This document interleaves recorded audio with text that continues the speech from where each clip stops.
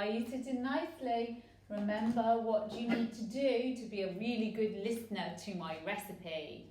You need to have your listening ears. So you need your eyes to be looking. Your eyes will help your ears do the listening. You need your lips to be closed so that your ears can listen.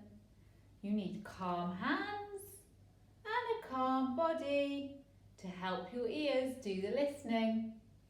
And then you'll be able to have a thinking brain about what to do. Okay? Now, today we are going to cook something a little bit cheesy and a little bit crunchy. We're going to make some cheese biscuits. Yesterday I read a story about a very snappy, very scary alligator. His name was Alan. I'll put a link to the story in case you want to hear it. Look. Here's Alan.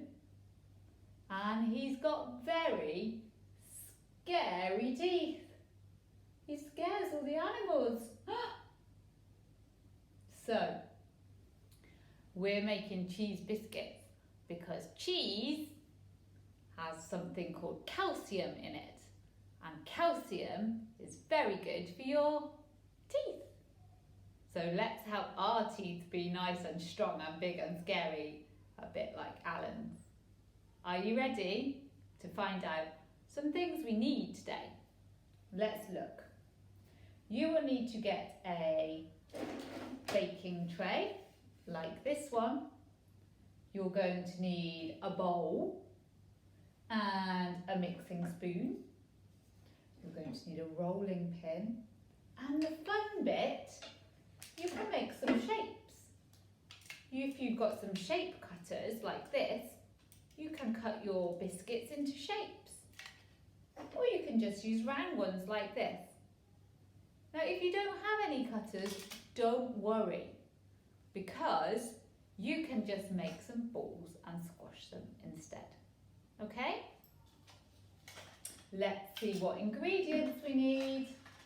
We will need some flour. We will need some butter. We will need some cheese, some grated cheese like this. Grated is when we use the special tool, the grater, to make it into little bits. You can buy it like this, or you can buy a block of cheese and then use the grater to make the grated cheese. You will need some mixed herbs or some mustard. So, here's the mustard and here's some mixed herbs. You can choose. And if you don't have them, don't worry, you can leave those out. If you do have them, open them up and have a little smell. Oh, that one smells quite strong, spicy. This one smells, oh, a lovely smell. It smells herby. That's because it's mixed herbs. Have a smell and see what you think. Right, let's find out what to do. First, number 1, you can use your fingers to rub together the margarine and the flour in the bowl. Rubbing is when you get your thumbs and your fingers and you put the flour and the margarine and you stroke them together like this. Stroking and rubbing. And I'll tell you a secret. If you are a very good baker, you need to use your fingertips.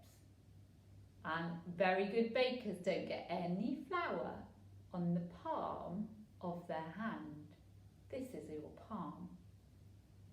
see if you can do it. So, rub together the flour and the margarine. Next, number 2, mix in the cheese and the mixed herbs or the mustard. Then you can squeeze your dough into a ball shape.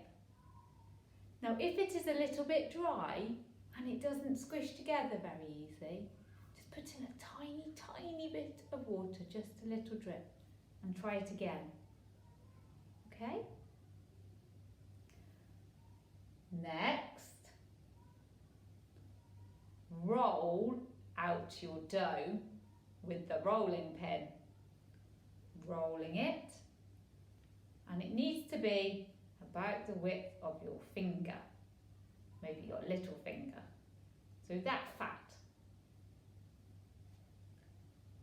Then you can cut out your shapes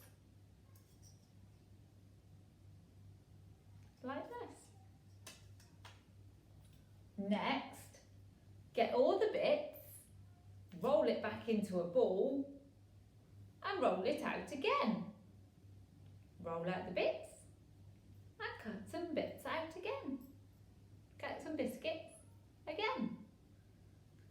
And last of all, put your shapes onto the baking tin and pop them in the oven to bake.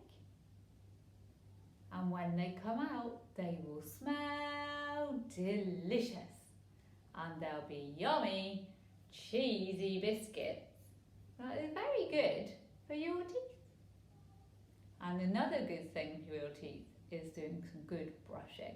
So you should do that every morning and every night time.